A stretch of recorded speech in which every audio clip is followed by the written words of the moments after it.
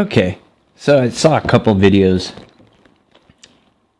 about stones, and not very many of them, but somebody was using a whetstone, and they were trying to use oil on it, and they had to keep dumping more oil on it. Well, whetstones don't work that way. So I have 3 different types of stones. What's the best to use for honing oil on? Which would be this one right here. This one is an Arkansas stone. Now, Arkansas stones, you can tell because you see that different color. That means it's like an all natural stone. Now, Arkansas stones are really, really good, but there is a drawback to using 100% natural stone. This is a 600 grit. Okay. Now, the problem with it is it doesn't mean it's going to remain 600 grits through this whole thing. Like halfway through the stone, if you use it, which should take a while, or just below this top surface, the grainish could change, because really they have no way of telling if it's going to be 100% 600 grit through the whole thing. Okay, because like I said, this is 100% natural. It's just cut from the stone and then put in there. Okay, and then they measure the microns of it. So, good stone, I'm not saying anything, natural stones aren't bad, it's just, if you start losing consistency on it, that's probably why. But, and the Arkansas stone, I forget what it's called, it's a certain type of stone that actually is not just found here in the United States, it's found all over the world. So, it's just here in the United States, it's in Arkansas. But yeah, that's why they have this discoloration. It's because it's 100% natural. So that would be good to use with oil because they're a dense stone. So, and I'll demonstrate. Now, this is a water stone. It's kind of dirty. It's one of my less expensive ones. It's 1,000 to 6,000 grit. Okay, good stone. It doesn't dish very badly. As you can tell, I've used it a lot on both sides. Now with this, you have to soak it for at least 5 to 10 minutes to get all the air out of it. So this is the type of stone that we're trying to use. And they're like, I got to throw more oil on it. I got to throw more on it because what it's doing is absorbing all the oil. Not so great to use on something like this. You can, but I mean, you would either have to soak it in water and then use the oil, which water and oil doesn't mix, or soak it in oil. So now it just got even more expensive for you to sharpen. So just use water. Don't try and use a honing oil with it. That's why we have these. The Arkansas stone works just as perfect. Okay, and this is from Smith, this Arkansas stone. So now, then we have my favorite, the Kuramaku, which is a splash and go. Now, as you can see, it's dirty too. I gotta clean them. Never use oil on any stone that's a splash and go. You will ruin it. Okay? You potentially could use oil with these. Okay? But a splash and go, doesn't matter if it's from Shampton, the Kuramakus, or Narawa. I think that's how you pronounce it, Narawa. You'll ruin them. Do not use oil on a splash and go. You might as well just throw the stone away now, because it's going to hinder actually its performance. Alright? Now, this is a ceramic stone. Okay? This one is also a ceramic stone. So these are man-made. This ceramic stone, though, is made with a different process. A little bit softer materials. In fact, you kind of tell it's a little bit softer. This one is made with different materials for ceramic, which is a lot denser. I mean, you can You can hear how dense that is. And then, hopefully you can hear that. All right, way different sound. And yeah, I'll swear by these. These things cut and sharp so quick, so nicely and so quickly, especially this one. This is the 1000. And now granted, when you get these, they're all in Japanese. Even the instructions are all in Japanese. Now, people say you don't have to soak these. That's not true. When you first get it, you have to soak it for 5 minutes. After that, you never have to soak it again. Okay? So people say, oh, you never have to soak it. No, you do your very first time you get it. In fact, it recommends that you put slashes across this with a pencil, take it to a resurfacing plate or sandpaper to make sure it is 100% flat. Okay? I did a video on it. But you do have to soak these for 5 minutes. Okay? It's kind of like activating the stone, basically. After that, you're good to go. Never have to. Just splash water on there, go. Now, the one thing I like about this 1000, okay, because they tell you on the back here what you can use on this stone. Now, right there, it's hard to see, is a sword. So this stone, not only can you do chisels, scissors, kitchen knives, utility knives, but swords too. This has been designed for swords. This one, the 120 and the 8000 were specifically designed to sharpen swords too. So I don't have the 120 or the 8000. I think the 320 would work just as well. And these things cut quick. Okay? They will sharpen very quickly. Faster than this one. Now, the Arkansas stone, it doesn't sharpen as fast, which is kind of nice. So if you make a oops, you haven't destroyed your edge. So Arkansas stone is going to take a little longer to sharpen something with. Not a hell of a long time, but it's going to take a while. Whereas these two, this one does a decent job. This one, like right now, it will sharpen something. So let me show you. So got water here. Let me get some stuff out of the way here. Hopefully you can see it. Now, of course, like I said, this is a natural stone. You can use, water on or whatever. Let me move that. Or I'll just try and move the camera more here. There we go. That's a little bit better. So if I just take water, put it on there. Let me see if I turn on my light here, if that helps. Nope.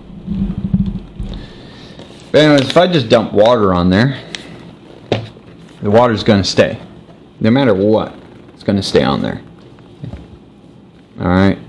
It doesn't absorb. So I can just take it and just wipe it right off. So,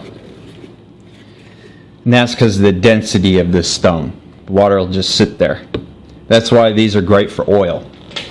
Now, granted, oil's not bad to use for a sword, especially if it's carbon base.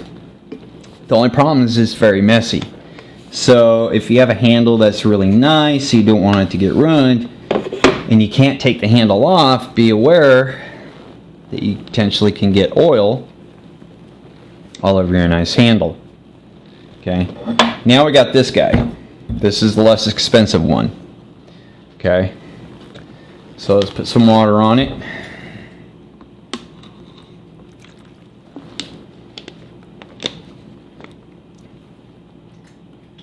See that? Let me do that again. Watch it.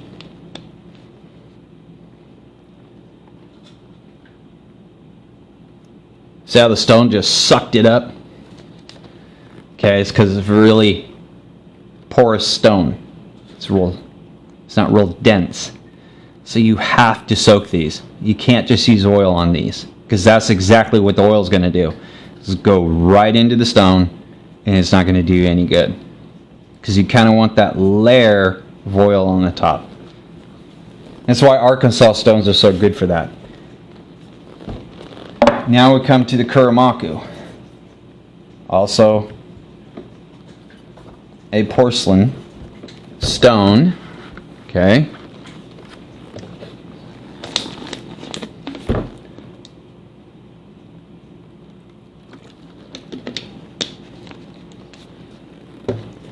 The water is just going to sit there. This is why it's called a splash and go. Now if I pick it up, that water never got absorbed into it. And that's because that's why you soak these for 5 minutes when you first get them. Kind of locks all that moisture in so it never sucks up any more water, and that water will sit on there. It will eventually, as you're sharpening, it will absorb some of the water into it. Not much, but that water will just sit up there. But also, like I said, if you use oil, because oil is thicker than water, you plug this thing up and it's no more good. Like I said, if you use oil on a Kuramaku, a splash and go, you might as well just throw the damn thing away. It's no more good. So,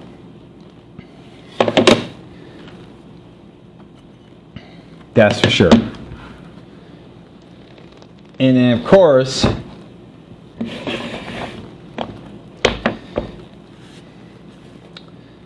if you haven't noticed, the sizes of these things. I mean, look at this one compared to the Kuramaku. I mean, it doesn't even cover the Kuramaku. The Kuramaku is way bigger. Way bigger stone. Way bigger. As you can see. It's not as thick because this one's double-sided, this one's not. They're just all single-sided. And then, of course, if you look at the Arkansas, it is tiny. Doesn't mean it won't cut, it won't, sharpen. It's just if you need more surface space, that'd be a way to go. That's for sure. And then on the back side of them, they always have the name. And they're color coded. So this is an orange, which is a medium. But this thing's, like I said, I highly recommend these. They're not that cheap. Like I got this, I think it was like, I had this for a long time. I want to say it's like $20-$25 for this one. Comes on this plastic base and everything. I mean, it's nice. It has rubber on the back. And then it does have a case, a cover that goes over it to protect the stone. So there you go. Okay. So it's not a bad stone. Like I said, it's an Arkansas stone. Good with oil. Okay. So you can use water on it. It won't hurt it. That's all I ever use is water. But you can use oil on it. So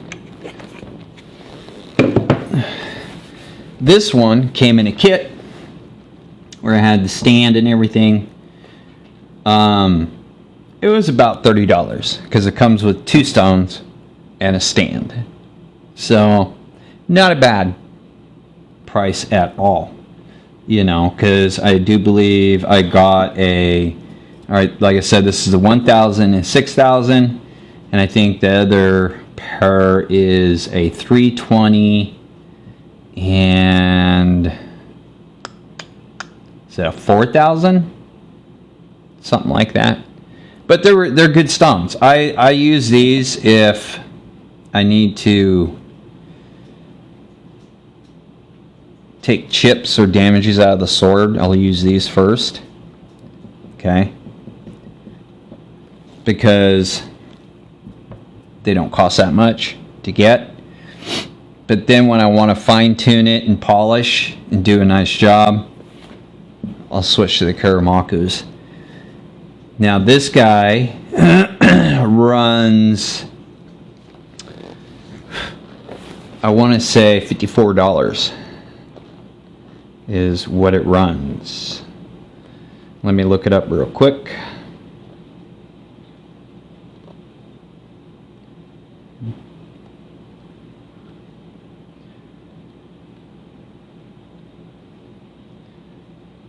But they're really awesome stones to have. So, hang on a sec. There we go.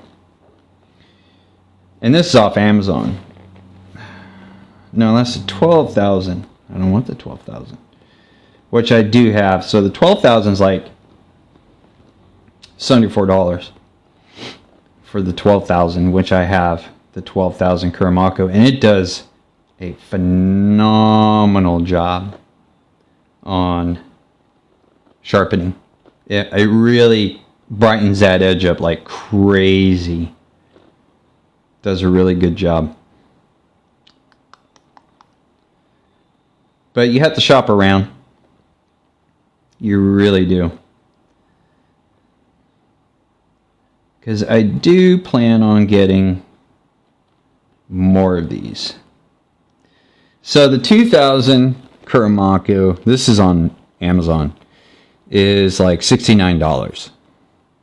Like I said, they're not that cheap. You can get their glass, which I heard really good things about. They're so basically it's the same stone. It's the same stone as this. They're not colored though, like this. Okay, because they have a color coded system, and it matches your box.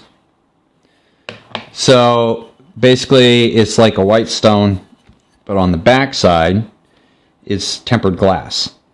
So what the point of it is, it ensures that the stone on the bottom and on the top is 100% perfectly flat. Okay, and they're only about that thick, so they're not very thick stones. Unlike this one, it's a lot thicker. It's about a ½ inch thick. I have yet to dish this. I use this thing all the time, whereas these ones will dish out. Okay, so that's the kind of the differences between wet stones and a stone that would take oil. Like natural stones, you can use oil or water on. A lot of people prefer to use oil because it makes the blade really slide across them, which is fine. Like I said, the only drawback is it is oil. If you can't take your handle off like you can on a Japanese sword, and you don't want that all over your handle, you're just going to have to be more cautious about how you're doing it. So, and then of course, like with this, I can use this as a stand. It won't go anywhere. It does have rubber feet, and it has drainage underneath. But I like to put my stones back in here, and I like to keep the little foam padding they have in here. And yeah, I wrote right there what it is, because they have another color that's similar to this. So all I did was, because I wanted a water basin, is I just did this. I bought this separate for whetstone specifically, and then this plastic tray, that's all it is from a grocery outlet store, and it works perfect. Nice. Ordered some non-slip kind of rubber feet for it. But yeah, I mean, don't use oil on a stone you have to soak unless you're going to just pre-soak the whole thing in oil. Because like I said, water and oil, it doesn't mix. It will not work properly. Ever. Splash and goes, don't ever use oil on. It's not a good idea. You will destroy your stone. And as much, I want to say that this stone costed me $54, $56. You spend that much and you drop oil on it and it's just garbage now. $30, you got 2 stones out of it. You know, so if one gets ruined, you still have the other one. You know.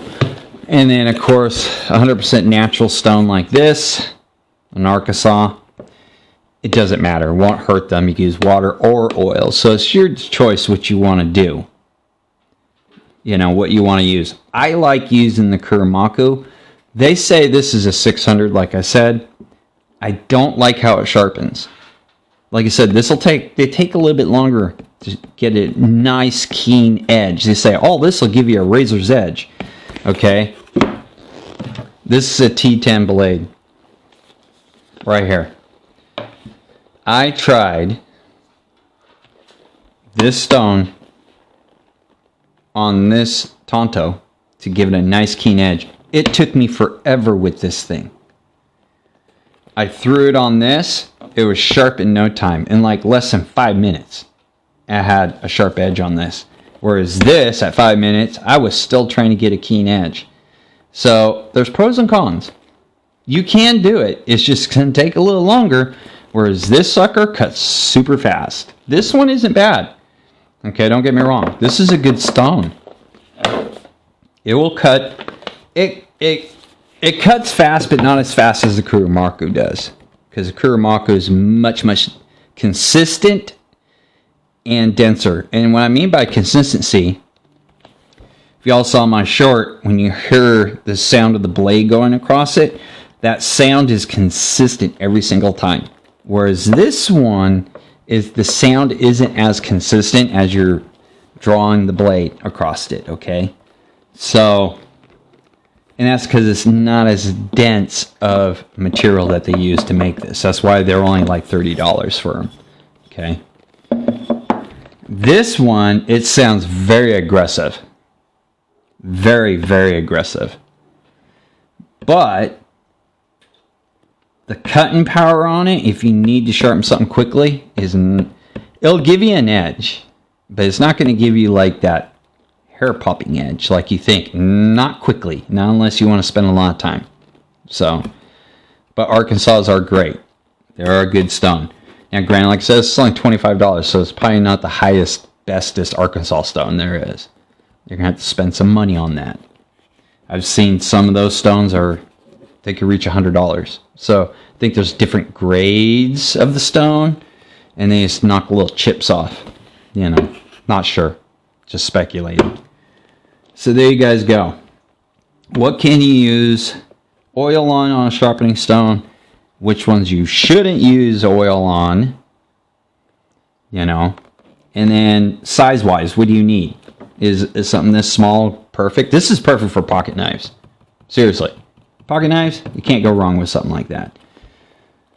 This is good for tools, pocket knives. You can use swords on this. I have a polishing project that I'm working on a wakizashi, and I use these. I'm hopefully going to be switching over to the Kuramakus, which you really want to sharpen something quick, and it will sharpen anything you throw at it. Especially you want the room for sharpening swords, would be this one right here.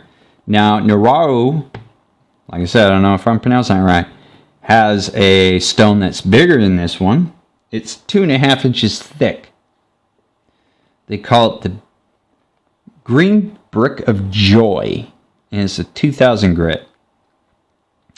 So it's a honking thing. It's as long as this Kuramaku, but 2.5 inches thicker.